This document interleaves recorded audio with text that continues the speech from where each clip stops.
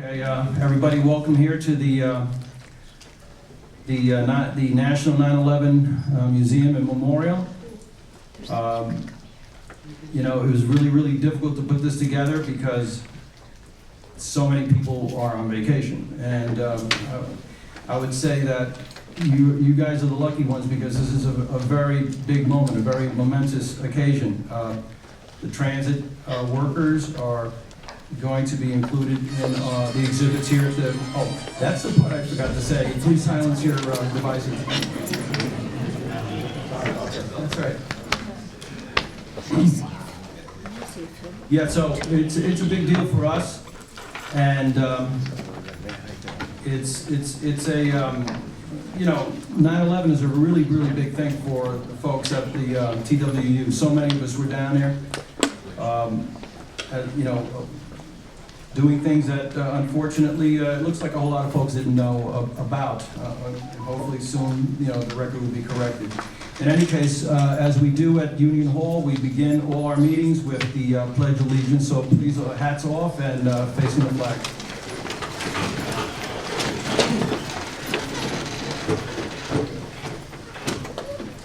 Pledge allegiance to the flag of the United States of America, and to the republic for which it stands, one nation, under God, indivisible, with liberty and justice for all.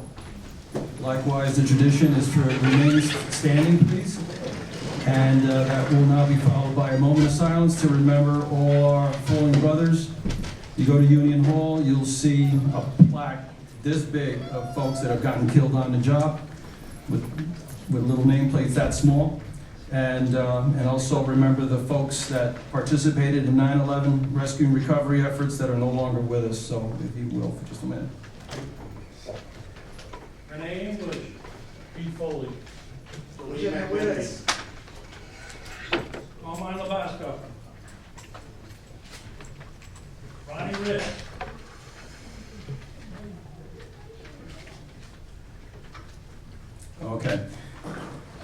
Okay, so we begin all our 9/11 medal ceremonies. This will be the 9th one, 3 weeks from the 22nd anniversary of the attacks. And we begin always with a film that was produced by the now defunct Transit news magazine, would air documentaries on a monthly basis for I forget how many years, all throughout the 1980s, certainly in the 90s. And so when 9/11 happened in the year 2002, they produced this really good film. And what you have to bear in mind about this film is something very different from all the other ones you may or may not have seen from other outfits, other unions. This one was not produced by the union's own, you know, communications division. It was produced by the New York City Transit Authority /MTA. And needless to say, we have, as everyone knows, especially back in 2002, you know, we enjoy a very contentious relationship with them, I'm not gonna lie.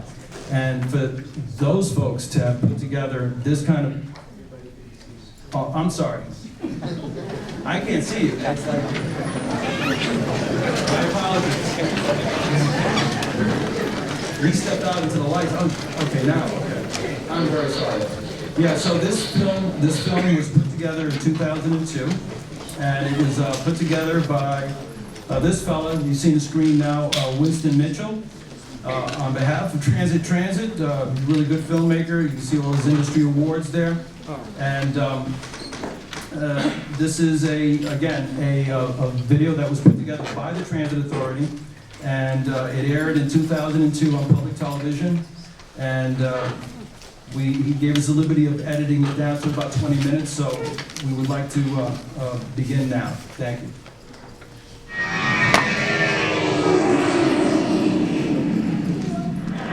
We got reports that there was a plane that struck the World Trade Center. And there will be a case that this whole area is being shut down, there's pieces of debris and other matter all over the area. Mike, this is a big one, Mike. We heard of the plane crash, but we don't know yet. My best bet for you is to try and get out of there as soon as you can, okay? Just get out of there. On September the 11th, 2001, countless heroes died. But against the backdrop of chaos and carnage, others were born. During the first few moments following the terrorist attack on our city, a line of transit workers stood shoulder to shoulder with fire, police, EMS employees. With 7 subway stations and 50 bus stops in the area, the New York City transit workers felt a strong connection with the hundreds of thousands of commuters and tourists they brought to the World Trade Center area each day. We are standing 1,377 feet above Manhattan on the world's highest man-made observation deck. Right now we're overlooking Brooklyn, but you get to see Midtown Manhattan, the Statue of Liberty, Queens, everything from your Bronx on a nice clear day. With just the naked eye, you can see as far as Coney Island, probably about 25 miles, 30 miles. With the binoculars, 80. How about the unique view here about the feeling of Manhattan Island? You know, it's an interesting thing with views. First of all, man has always been fascinated by heights, whether it's climbing to the top of Mount Fuji or looking at the world from, you know, the bird's eye view, as we say. There are some obvious things. We were downstairs a few minutes ago and there was a gentleman speaking in Japanese, and there was very little that I understood, except that he pointed down and said to his mother, "Matchbox cars," which gives you a feeling of, I guess, omnipotence when you're up here and everything's so small, but also at the same time insignificance, because you have this vast city in front of you. As I indicated, we have a 365-degree walk-around promenade, which means that you can see all of the boroughs, and they are a little bit. Laura, what do people encounter when they come up onto the observation deck? Well, the first thing that they're going to encounter is the wonderful vistas. We have windows that go actually below the floor to the ceiling. You can step down into a well area and look at the city between your feet, which is kind of, it's a little scary, but wonderful, absolutely wonderful.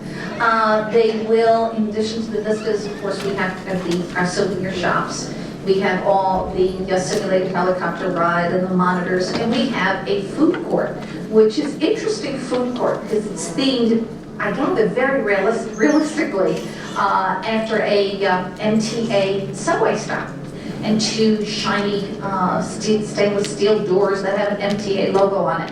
And standing on the 107th floor, 1,310 feet above Manhattan, we do have folks that come and ask us where exactly they pick up the train. The morning rush to Manhattan was in full swing at 8:46 a.m. September 11th. Well, that would be the last normal day for the World Trade Center and our city. On the morning of September 11th, I was sitting here on Greenwich and Park Place with my fiance, and our sunroof was open, and all of a sudden I hear this plane overhead, and I can hear him thumping the engine, and I'll never forget the sound because it went, bam! Winston, are you with us? Yes, I am. Winston, you're a photographer? Yeah, I work for Transit News. Okay, can you tell us what you saw, Winston? Yeah, I'm sitting in the car, and I heard this plane overhead, and then all of a sudden, I thought it sounded kind of loud, as I jumped up, and all of a sudden it smashed right dead into the center of the World Trade Center.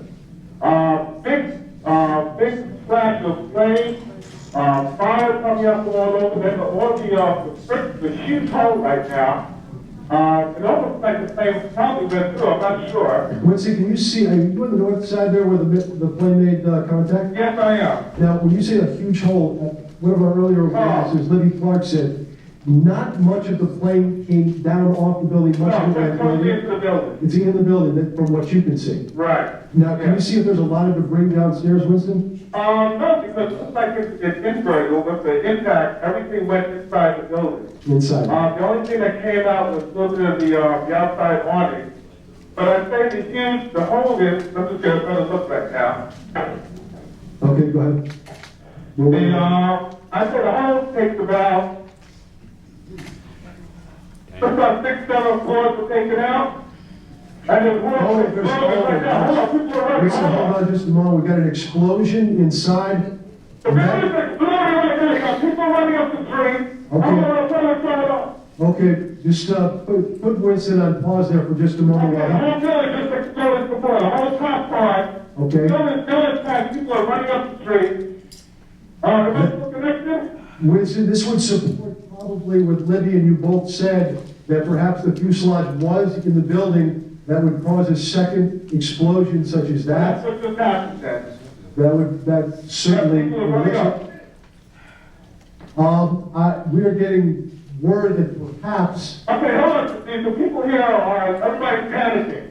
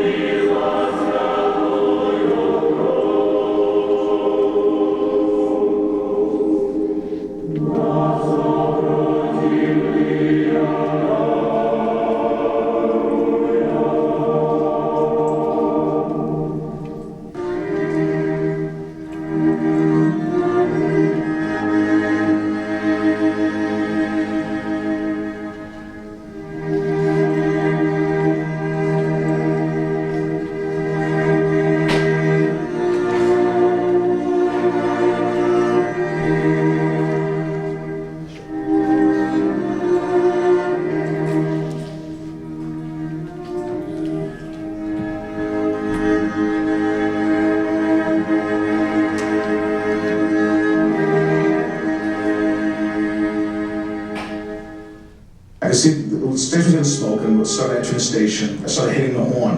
Whenever we bypassed the station, first hit the horn, I don't know, cloths, rags, anything they really had.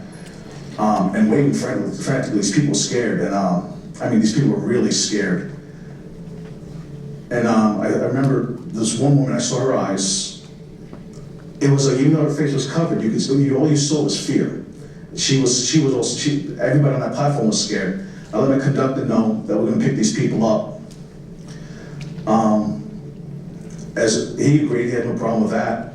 As was heading the end of the station to stop the train, I tried to let command center know that they need to get people down there, that there's still a lot of people on the platform. We could have made another announcement that not to try to get off the train, that it's an emergency and we're just picking people up. And luckily, for the most part, we had a rush hour crowd, but they were cooperative. Only one person tried to get off the train. And I don't know if it was a station agent at near his location or if it was other customers convinced him to get back on the train, but everybody got on.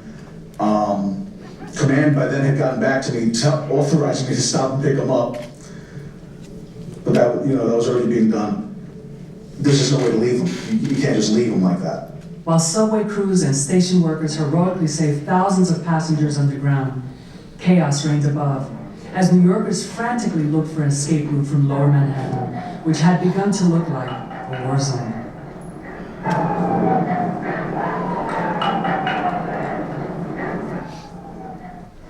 To the NYC Transit Staten Island Express bus from Teresa Betancourt. I was spared the collapse of the second building only because of the courageous acts of your driver, Anthony Gallo. Anthony rescued about 11 people from the smoke and debris that had overtaken us when the first building had fallen. Smoke just picked me up and literally pushed me into the glass. It was thick, it was black. My throat had gotten clogged with all the dirt. I couldn't breathe. Somebody had started to yell about breaking the glass on the windows, and somebody had said to walk them hand to hand, which is what we did. We walked the rest of the way to the corner hand to hand. I could see the smoke cleared pretty fast. I could see headlights. I didn't know what it was, and I could hear somebody's voice. I thought they were saying to get on the bus, but they were saying later on, I found out, was follow my voice. I literally handed past the entire bus. The gentleman on the bus came out to get us in the midst of all this black smoke. After the people started banging on the bus all around the sides, I mean, you couldn't see outside the bus. I just opened the door and I said, follow my voice. And about 11 people started coming on the bus. They were choking, crying. And I think I just did what any other human being would have done. I mean, you get people banging on the outside door. They actually gave me a purpose. I knew then that I wasn't dead, that everything was okay. So now, if I could pass that on to somebody else, what the heck? When I first stepped on the bus, it was a breath of fresh air. I didn't know how long before I had breathed fresh air at that moment. Relief. What would you say to Anthony Matheson? Oh God, Anthony is like my guardian angel that I've been dying to meet for a long time. Thank you. Thank you from the bottom of my heart.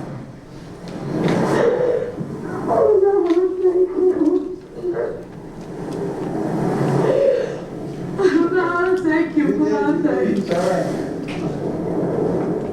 While Gallo assisted people near the Brooklyn Battery Tunnel, bus operator Chandler had his hands full as well. Look, out in the midst of nowhere, appeared a New York City Transit personnel person. He had on a hard hat, sort of like a raincoat type of gear. I don't know if he worked down underground or what. By this time, I don't know exactly like where people were coming from, out of the woodworks looked like. People had severe injury, laceration to the face, arms area. People had open wounds in the heads.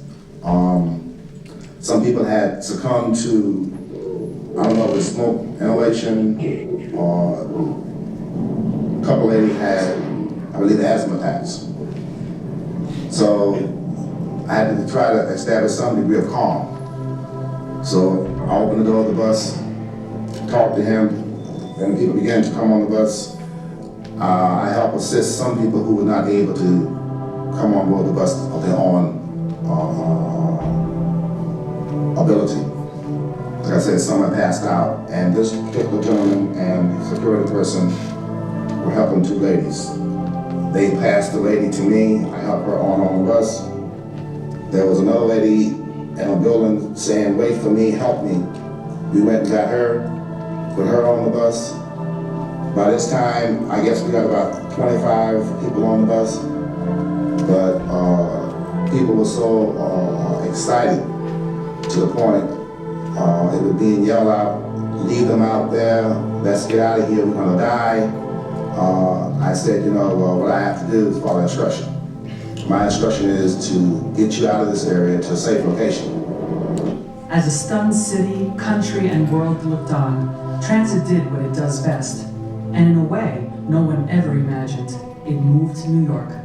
Within minutes, emergency plans were in place, and from Transit's command center, rail and bus movements were coordinated.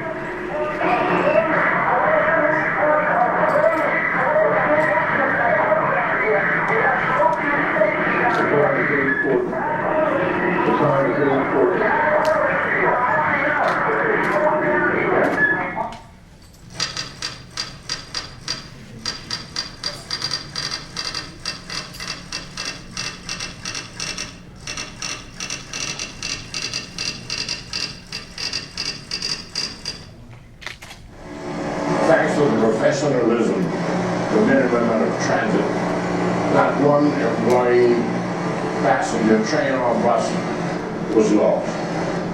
During the days and months that followed after the attack, over 4,000 employees worked around the clock to search for victims and restore service to Lower Manhattan. The cataclysm of September 11th caught everyone off guard. Although New York City Transit has been conducting disaster drills for years and planning for every possible scenario, nothing in Transit's experience had prepared them for what happened that day. During the initial moments after the collapse, getting the trains out of the stations and removing passengers to safety was crucial. That's where the years of planning and drills paid off. We were sent down here to investigate how many trains were left in the area, what was the damage that was caused by the explosions. So the first station that we went to was Portland on the N and the R. We checked that station. We found there was a partial train in the station with about 3 cars, no one on the train. Then we came to Rector Street on the 1. There wasn't any train there. It was we saw debris and water. Then we walked the tunnel up to Cortlandt Street, and we got within about 300 feet, give or take, of Cortlandt. That's when we saw the building that collapsed right down to the World. There was furniture from the World Trade Center down into the tracks, and steel beams, and there was a total destruction down there. MTA New York City Transit workers were on hand at Ground Zero, assisting in any way they could. But they, like everyone else who responded, were not prepared for the devastation they encountered.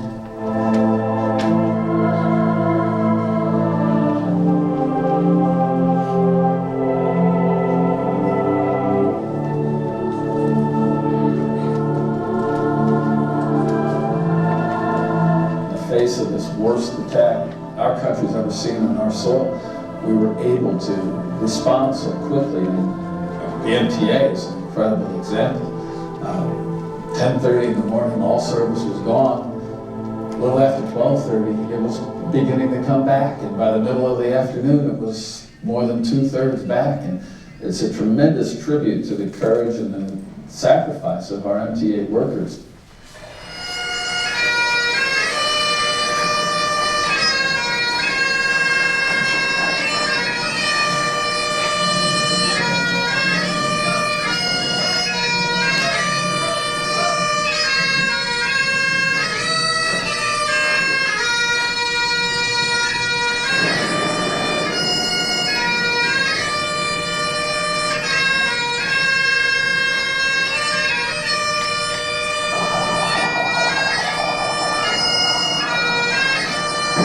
Workers, structure maintainers, signal maintainers all over the city.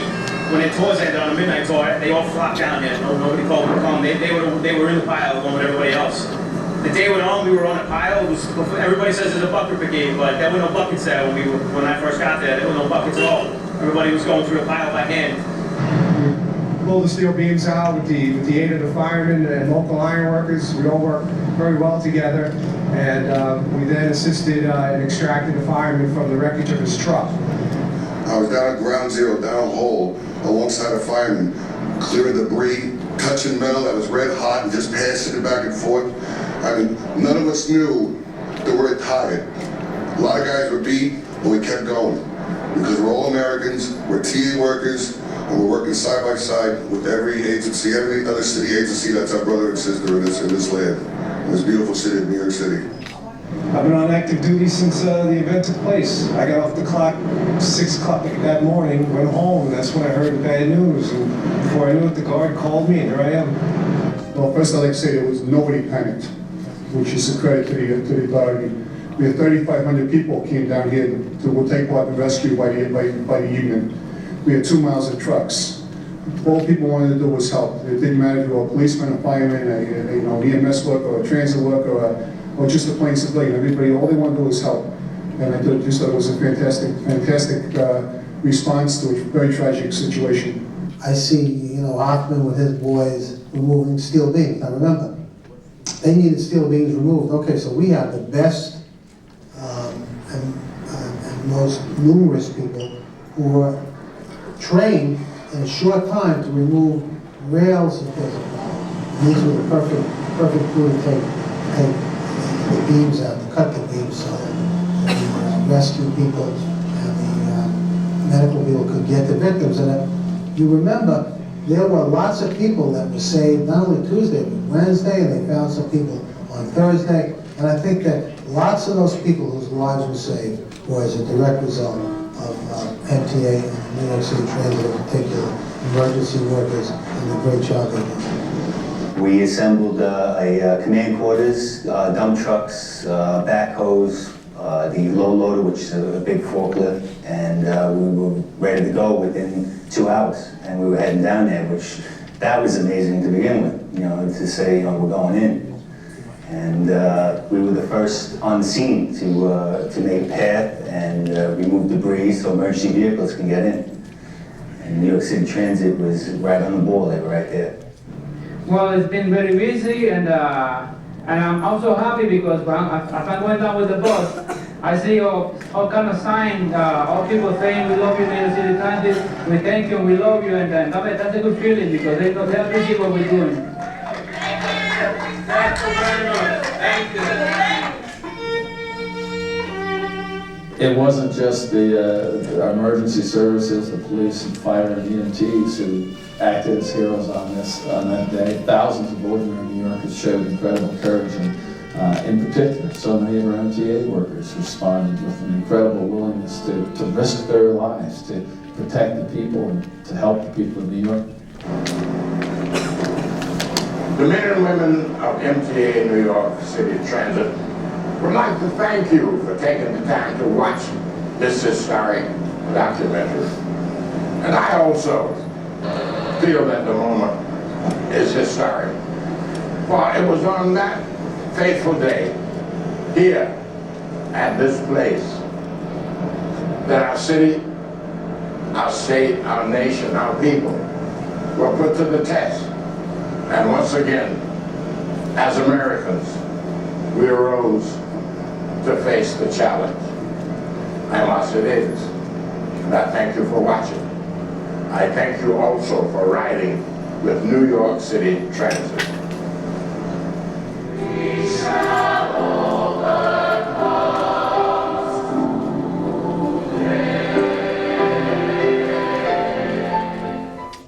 welcome our guests, our speakers. We'll go from my left to right. We have the CEO of the National 9/11 Museum and Memorial, Ms. Beth Hillman. You can wave, we'll do that today.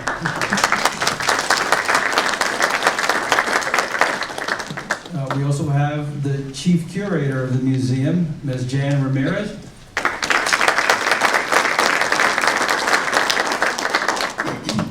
And I see now the President of the New York City Transit Authority, Mr. Richard Davey.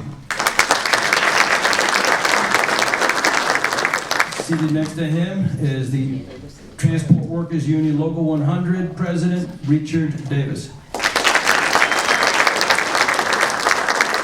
And seated next to him, our former President and what's the title of these days? Okay, never mind. So our former local president, Tony Yatana. And next to him is the recording secretary, is the secretary treasurer, John Chiarella. Seated next to him is our car equipment division vice president, Shirley Martin. And seated next to her is the Vice President of TA Surface Transit. That's John Paul Patafia. Okay, thank you. So at this time, I would like to call Ms. Beth Hillman to give her statement. Thank you.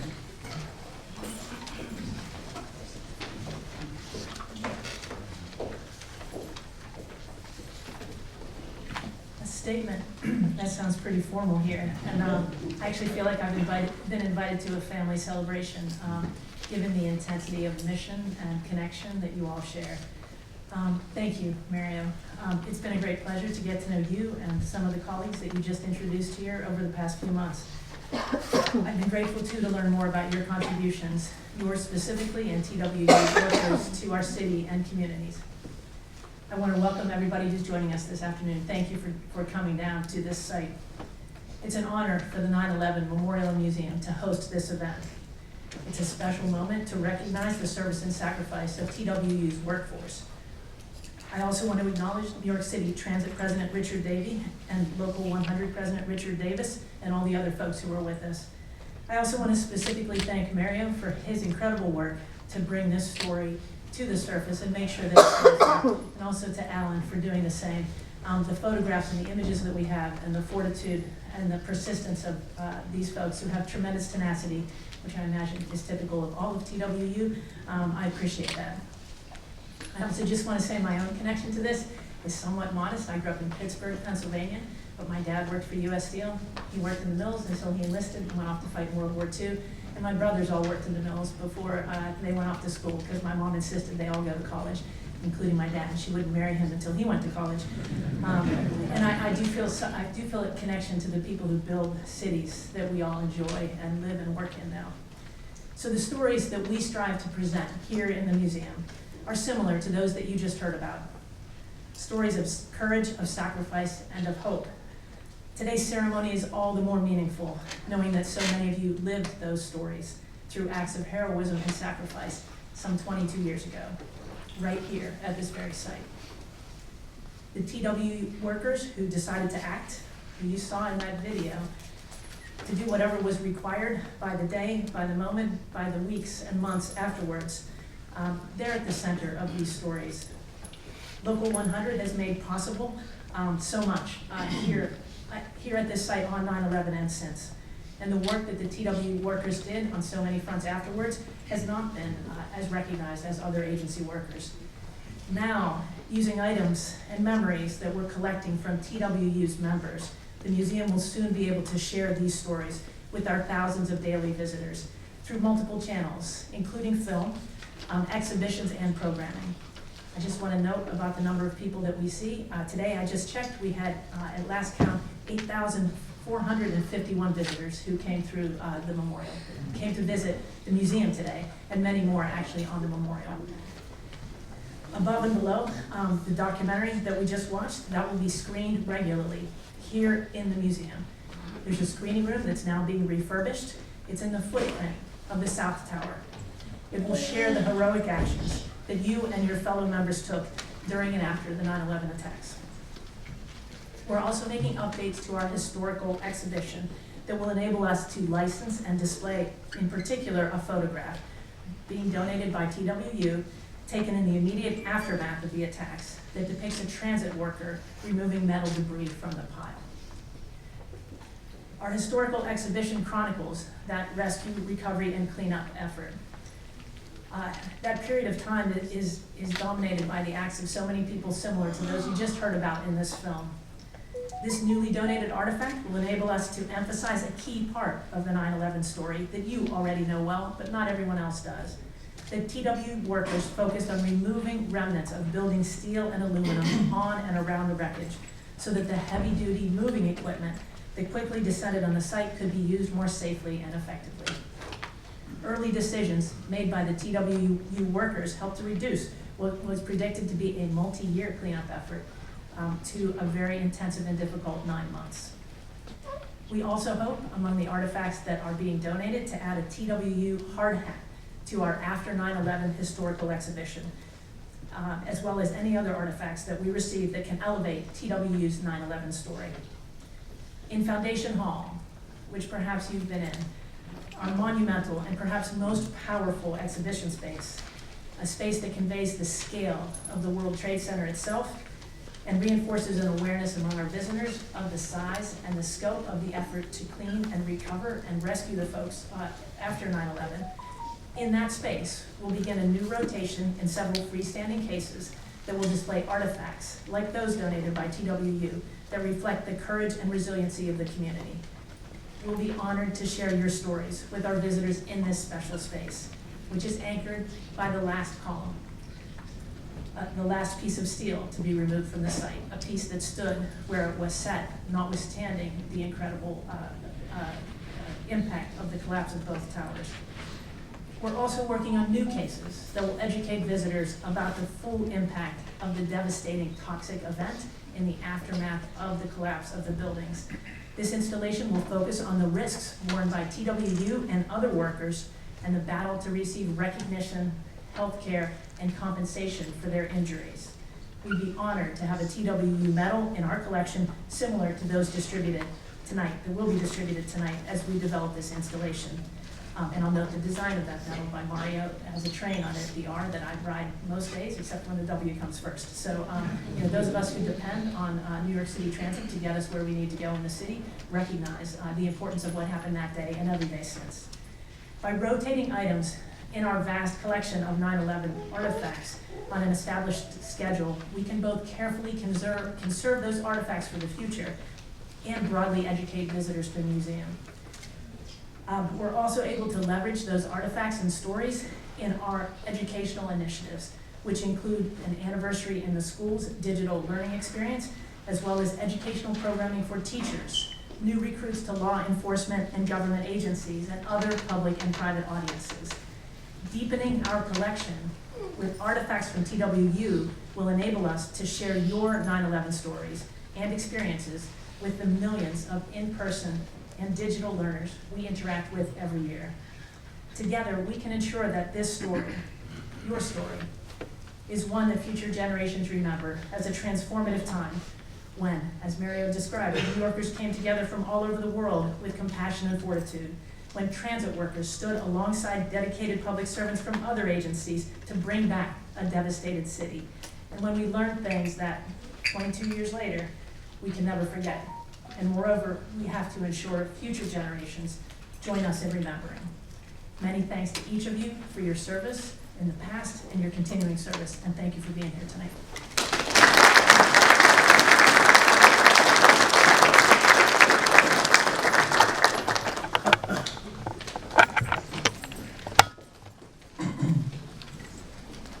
Okay, I would like to invite the next speaker.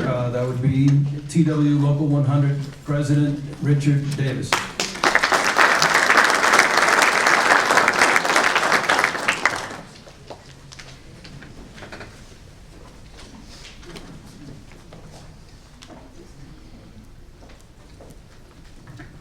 Good evening, ladies and gentlemen, honored guests, and fellow members of TW Local 100.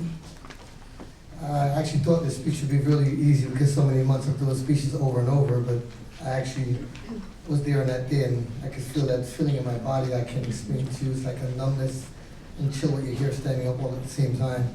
Watching that second plane hit the building from a depot called Mother Hill out the building, and we have to get on the bus and go downtown. So I had my personal experience, and it's the first time looking at the video. And thank you, Mario and Alan, but it's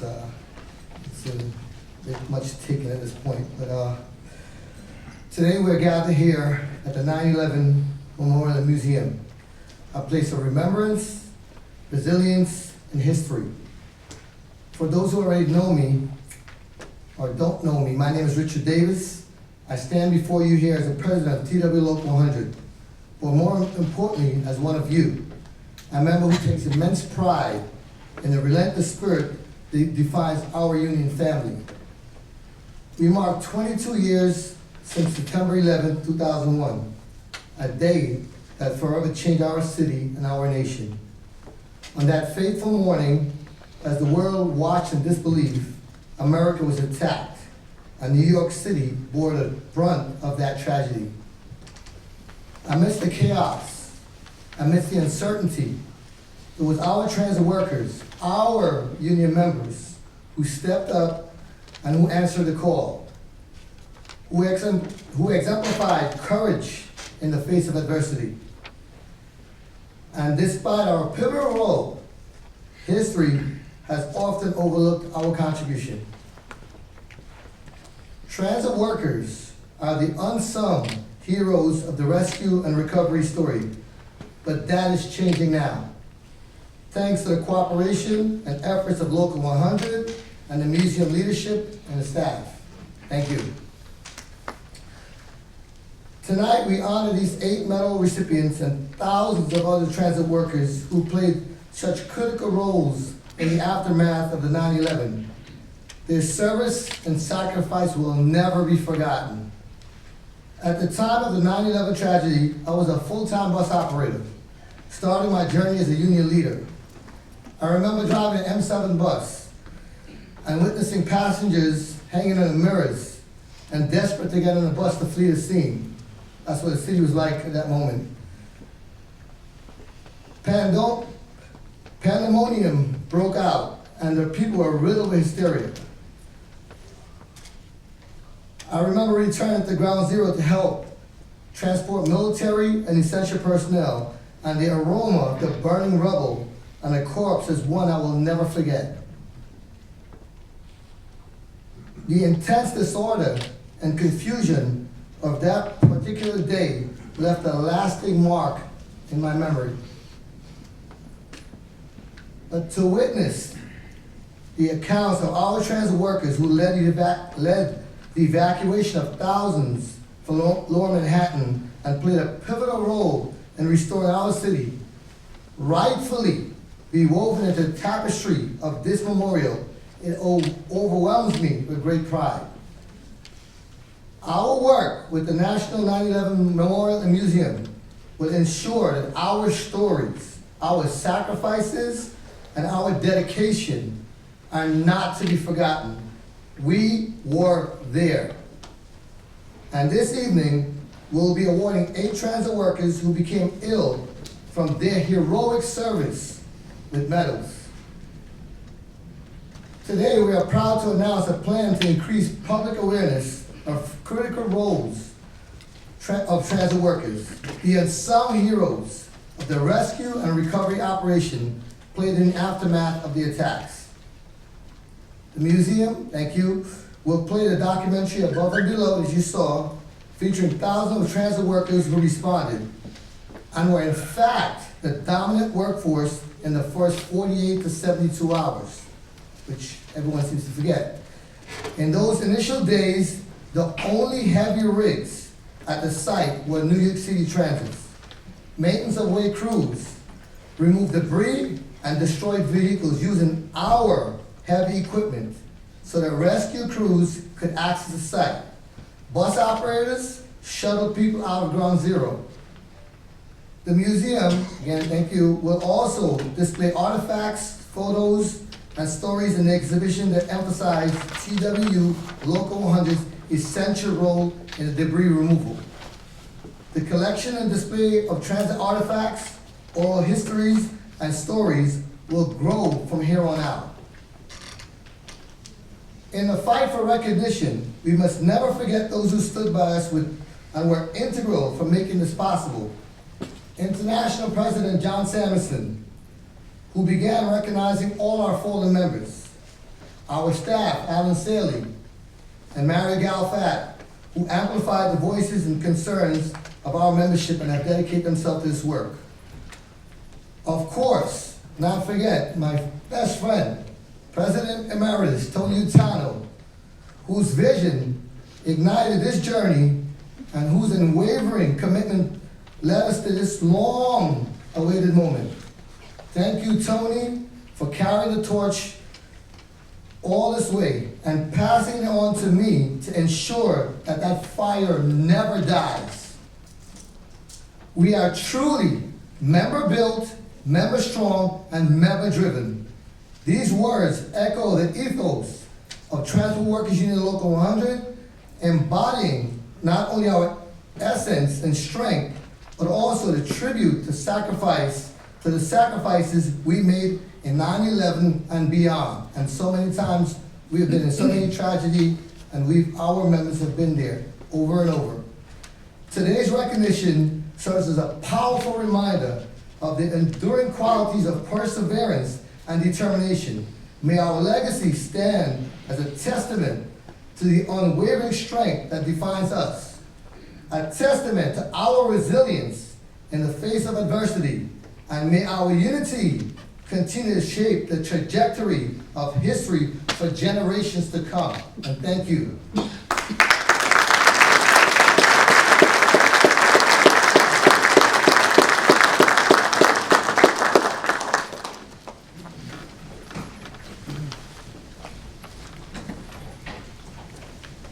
Okay, I'd like to call our next speaker up to the podium.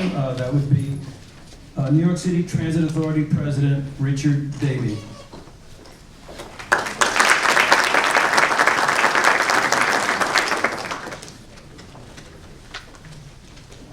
Thank you. You'll have to forgive me. In his usual way, Richie called me an hour ago and said if he wanted me to speak. He did that on purpose. I am honored and grateful, Richie, for this invitation to be here to represent New York City Transit. Those of you who know me know I'm a Bostonian, and you all forgive me, I know I appreciate that. But many of you don't know that I was a New Yorker on 9/11. I lived here from 1999 to 2002, and many reasons. The reason why I'm here today as New York City Transit President is because of that event. That's for a different story. But I remember that day vividly. I remember being scared, confused, angry, wondering what was happening to the city that I had adopted, the country I love. You know, and like many New Yorkers, I had the ability to have those emotions. But transit workers didn't. Firefighters, cops, EMS, and the New York City transit workers that responded for those days, weeks, and months didn't have the time to spend on those emotions because they got to work. You all got to work. Your colleagues who aren't here and not with us got to work. It's a pretty powerful statement, but what I've learned in this business is that transit workers, and specifically New York City transit workers, always answer the call. They did during COVID these last 3 years, Superstorm Sandy, and now a living memorial here at the museum. I do want to thank the museum leadership for listening to the TW, and I can't always say I'm grateful for their tenacity. But I'm grateful for your tenacity to bring these stories to light and to make sure that those in this room and those who are not in this room, memories are not forgotten. The contributions they made to bring this city back. As I said, I'm grateful and honored to be here tonight, and am deeply grateful for all that you do every day for New York. Thank you.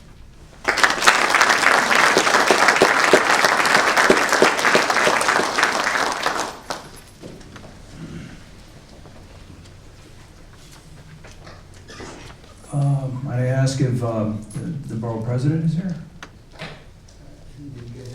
Oh, okay.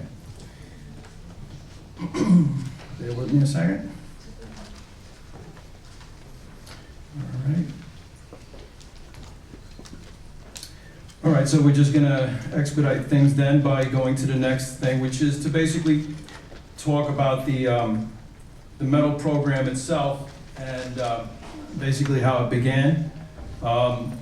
You know, transit workers from 2001 on into the early 2000s were, you know, they understood to what kind of a presence they had at Ground Zero, what it was they had done while they were down there, and how clearly they were part of they were the spearhead of the effort to not just recover, in other words, the term rescue and recovery, the transit workers were all about the rescue, because what is not understood by almost everybody you speak to these days is that the transit workers went down there immediately because the towers fell onto New York City Transit Authority assets. 2 train stations, just unbelievable amounts of equipment were destroyed. The remains of the tower pierced the sidewalk straight through and cut radio lines, telephone tie lines, everything. And our guys were there trying to, in their mind, because estimates at the time were that there were at least 7,000 to 15,000 people perhaps may have perished in the towers at the time. That's what the press was saying. So, but that's what we were believing. That's what we thought we were there to rescue. And within the first week or two, our forces were withdrawn from the World Trade Center area as clearly as we were about maybe 6-7 days in. And quite frankly, there was a presumption that there was no one left to rescue. And then at that point, the Transit Authority started breaking down the command center, which was on Church Street. We have pictures of that. That's trailers that stretched about maybe 5-6 blocks along Church Avenue. And, you know, in the years that followed, all we ever got to see were videos and that were essentially of things that occurred long after those first 2 weeks, in which people could be observed removing debris, and at the end of the day, just helping to, let's face it, retrieve the remains of people long since presumed dead. But again, our guys were there to rescue people. We believed while we were down here that we were always on the verge of finding somebody down there. And that's something that a lot of people just don't know. For me personally, what broke the camel's back was that sometime in the early 2000s, I was in a conversation with a family member. He's my cousin's husband. He's a fellow who was a high-level law enforcement officer in New York City. Teaches at the FBI Academy. He's the senior partner of perhaps the most prominent private investigative firm in the country. And so he prides himself in being a really good detective. And one day we were talking about 9/11 and the involvement of my coworkers, our union. And this is a guy who lives and breathes law enforcement. He's hanging out with these guys all the time. And when I told him what it was I knew, he said, well, he was like he's from the show me state. He said, I don't buy it. I said, oh, really, don't you? Okay, so I got back to Union Hall one day and I had a conversation with my old friend right up there, Kevin McCauley. He's a retired union officer. And I told him about the conversation, and I said, I can't believe this guy said that. But unfortunately, what he said is reflective of what a lot of people think, that we were just simply not down there, which just drove us crazy, because we were the largest, biggest group, and we were there first. Those 240-ton cranes, those gigantic grapplers, all those gigantic forklifts, they all came down in barges from the 207 yard. And this guy almost didn't believe any of it. And I said, well, we're going to set off on a mission to make sure to correct the historical record. And we started collecting photos.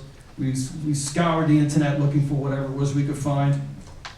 And then, you know, we approached then Maintenance of Way Vice President Tony Atano, and we told him about the idea, and he was all for it. He was going to cost a lot of money to do it, but he said, you know, it's a just thing. It's a thing that we should do.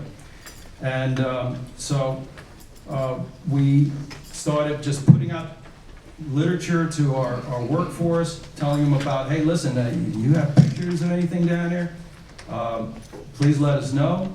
And then also we caught a break at Union Hall. We found a document that was provided to the transit authority, to the union by the transit authority, with the names of 2,100 people whose pay was reimbursed by FEMA. It was a hard copy. It was delivered in snail mail. It was just printed, no emails. And then, so we had our IT guys scan it with optical character recognition software. And then one day I was home and I got the email, and they had produced an Excel sheet that they had cross-referenced with our active and retiree database. So they linked up all the names with the addresses and all that. And the IT guy had created a category. He set up the columns, not necessarily in an alphabetical order, but he had a category up top. And while I'm thumbing through it in my phone, I'm saying, what is this? It doesn't look like it's in alphabetical order. And I went all the way, he had labeled that particular column as deceased. So roughly, it's 2015, and already 11% of the list was already deceased. And that was an eye-opener.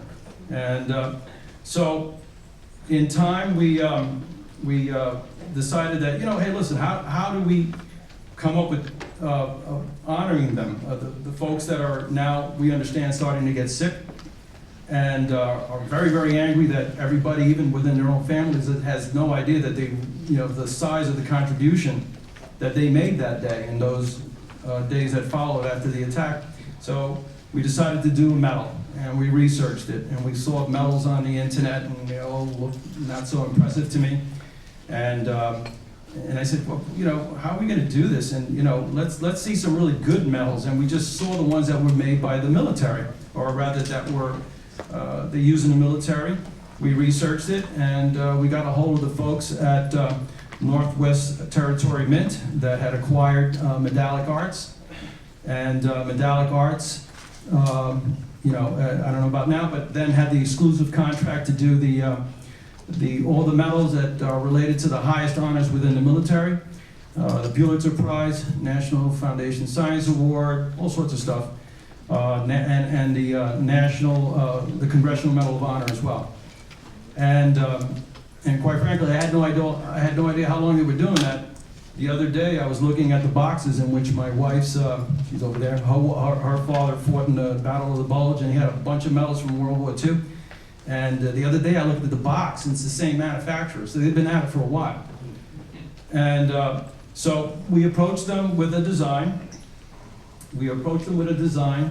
And this is what we came up with. And we had, basically, it's a composite of images, of pictures that were taken. This right here is a stock image, obviously. This, however, is not. Where a police officer is helping a lady who's like in really bad shape to get into the bus. These are the images of our trucks. These trucks here, I even told former senior VP Joe Hoffman, I said, I can't believe how many trucks the Transit Authority owns. These things went from the World Trade Center area and just disappeared into the horizon, and they were all ours. And it was really impressive. I said, my God, these guys really own a lot of stuff. And these grapplers, we had at least 10 of them. They're all, if you look at the photos that are, and this is the way you identify photos that are from that first week, is because these guys were made by Kobelco, Japanese manufacturer in the city of Kobe. If you see those in pictures, they're ours.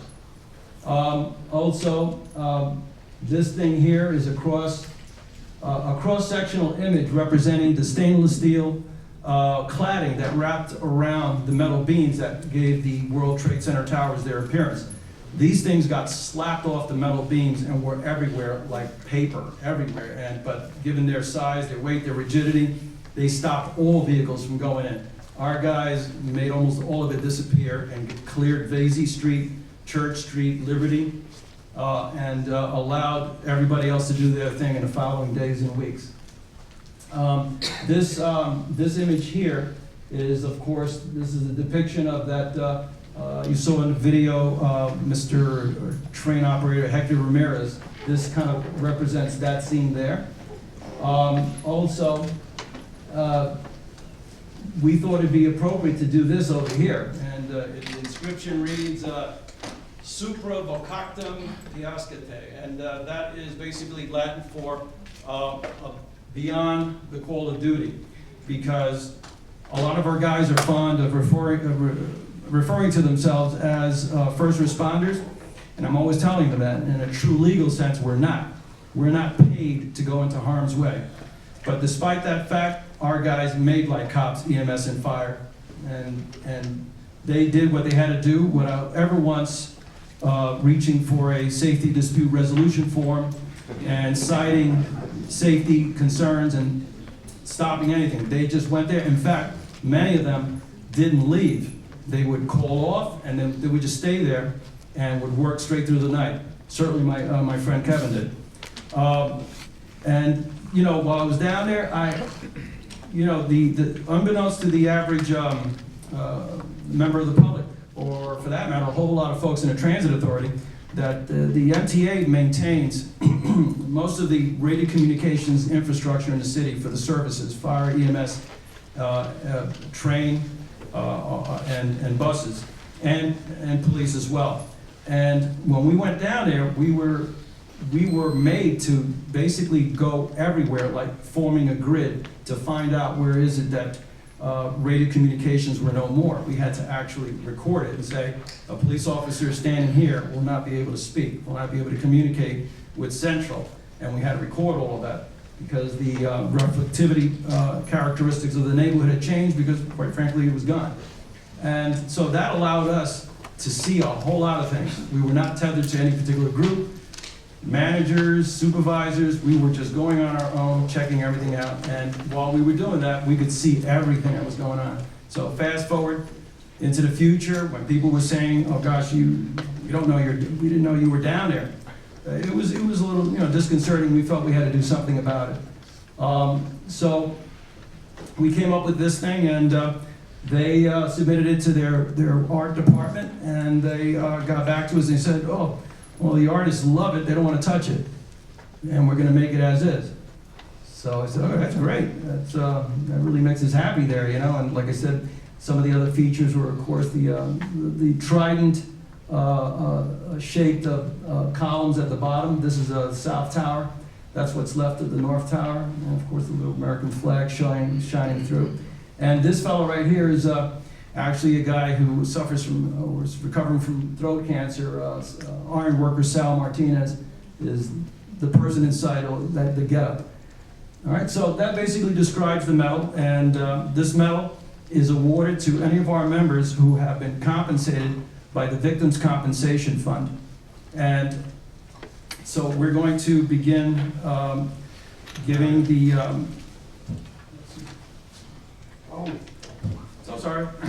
Okay, fine. So before we do that, we're going to call up our next speaker. That would be Manhattan Borough President Mark Levine.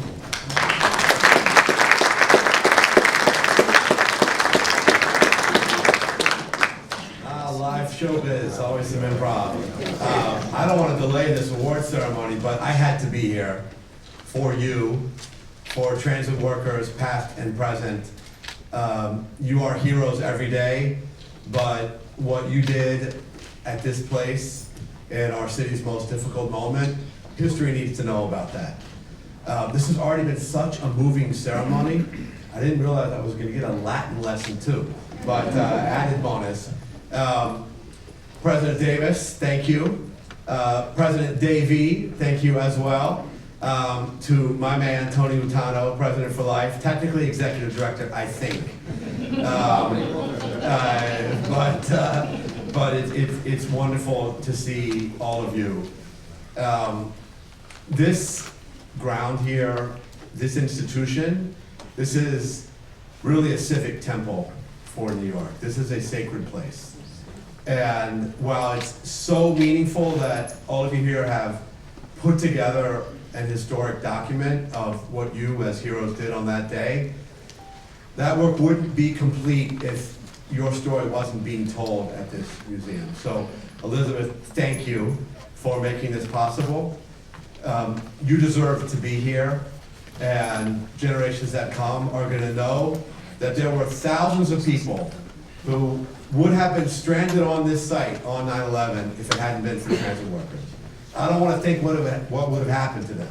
And there were thousands of workers and family members who, in the difficult days and weeks ahead, would not have had access to this site if it hadn't been for you transit workers. And it's clear that the operation itself that took place here was made possible by you and by the machinery of this agency. Thank you, thank you, thank you from the bottom of my heart. On behalf of the people of Manhattan and New York City, I truly salute you and honor you today. Thank you so much, everybody.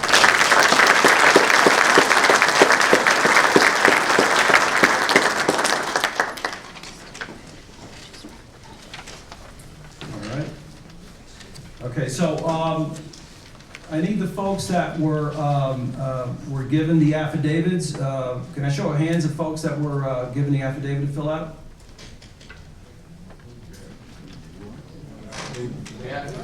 The affidavit forms that you were given at the front desk.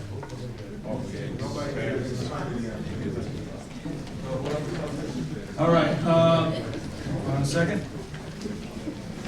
I'll call out the names, and these are folks that, all right. Well, give me 1 second.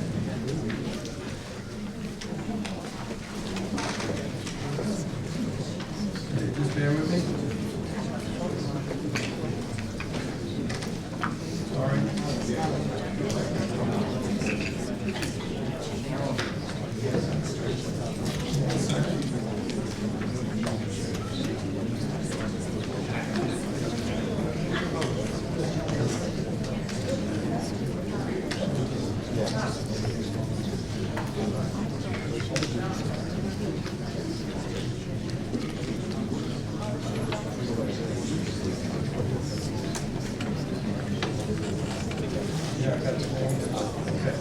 So if, I'm going to call out some names, and I'd like you guys to line up at this aisle.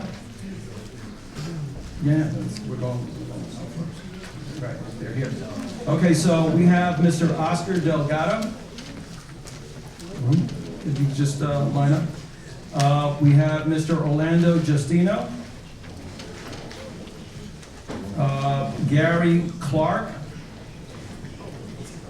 Mr. John Kraus. Mr. Lloyd Jones. Mr. Quinton Montgomery. Mr. Roy McFarland. Kenneth Rivera. Aaron Morrison. John Luke Rodriguez. That rounds it out. Yeah, lapel pins, yeah. Okay, so for those that don't know, the lapel pins are basically given to folks that are have submitted affidavits that they were not part of the 9/11 rescue and recovery effort, and so you can start giving the pins out to the fellows that. Mark. Okay, the names of the folks I just called out are any of these folks here? Yes, come forward. Yeah.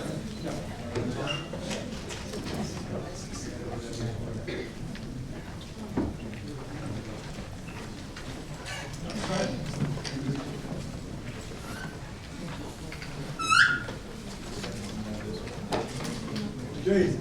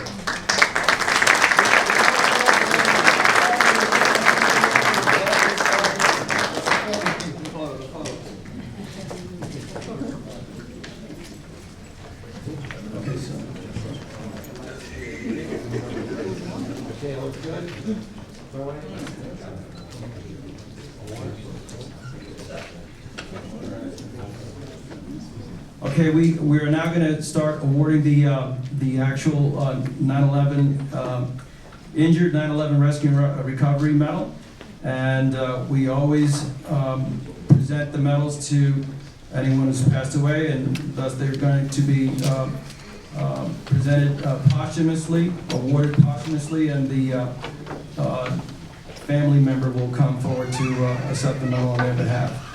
So we have train operator Eddie, sorry, bear with me. I'm sorry, oh yes, sorry. Yeah, so we have Mr. Edward Lee, and the medal will be accepted by his widow, Joycelyn.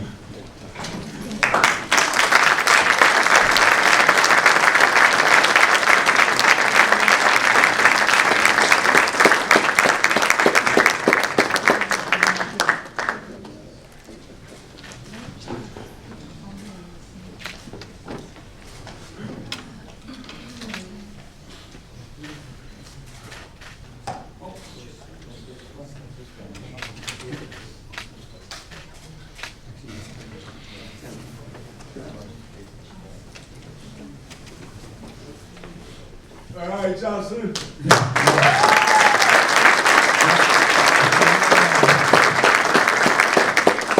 So Ms. Lee is flown in from Georgia, is it, for this? Thank you so much.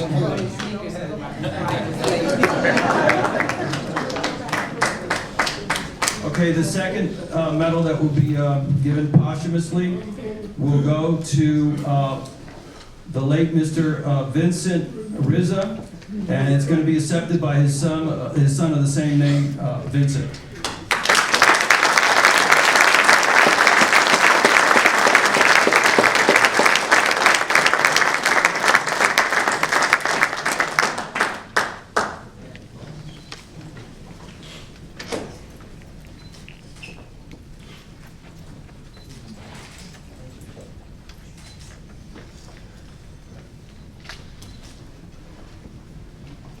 There you go, Vinny.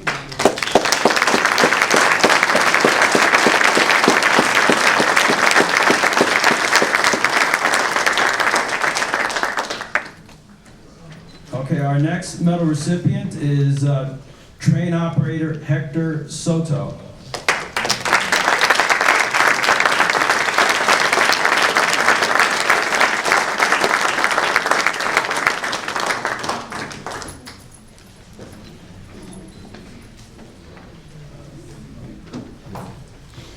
Hello, folks. To my two brothers that I lost, and I'll never forget them, Eddie Lee and Vinny Rizzo. Watching those videos opened up a lot of wounds from 9/11. All I can tell you what I took away from 9/11 was on that morning, 3,000 people went to work and lost their lives that day. Every day you walk out that front door, you make sure you validate the people you love, because you never know when it'll be the last day you come back through that door.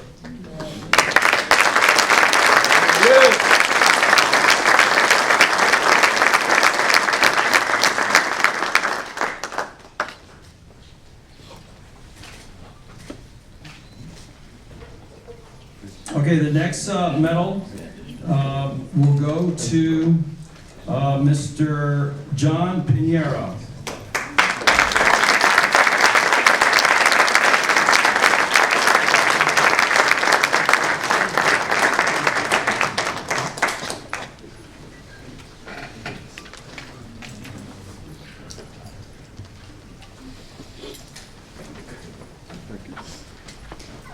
Thank you.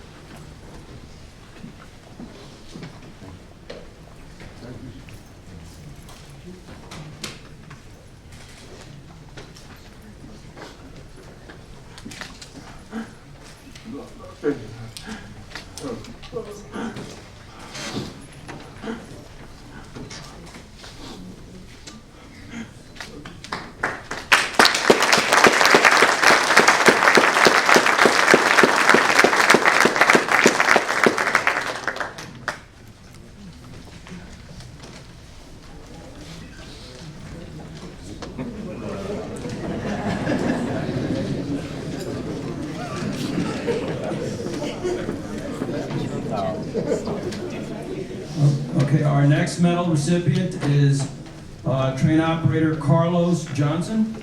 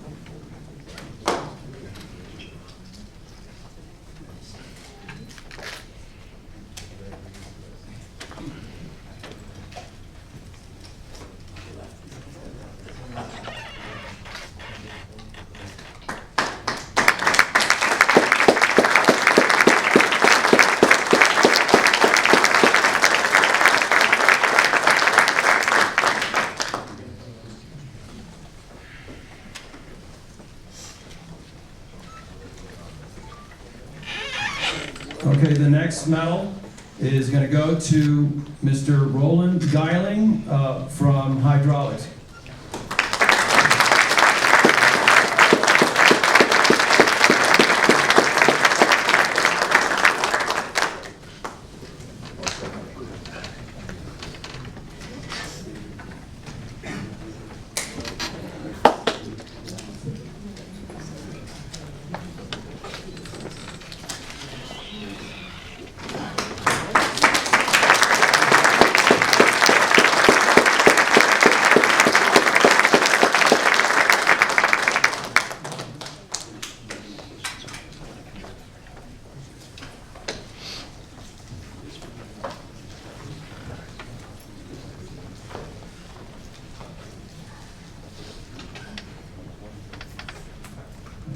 So the next medal will be going to track worker Francis Perillo, who, by the way, before we start clapping, has the distinction of being someone who was called into military service immediately after the attacks.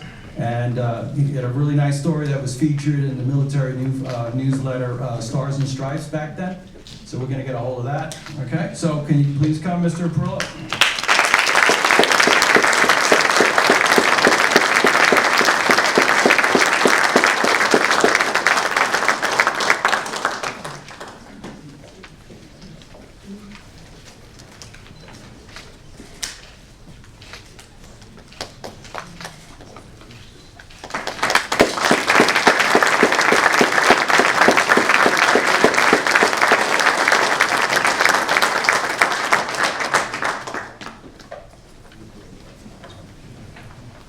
Okay, so that rounds out the list of medal recipients. I'd like to know, is Miss Julie Booth here? Did she make it? Julie Booth. No way. I thought I got a text message. Well, Julie Booth is the daughter of Robert Booth, who got a medal in 22, was it? And I just want to give special thanks because she's a marketing person from a very big corporation who helped us out big time. Her idea basically pushed it over the top. So wherever you are, Julie, thank you.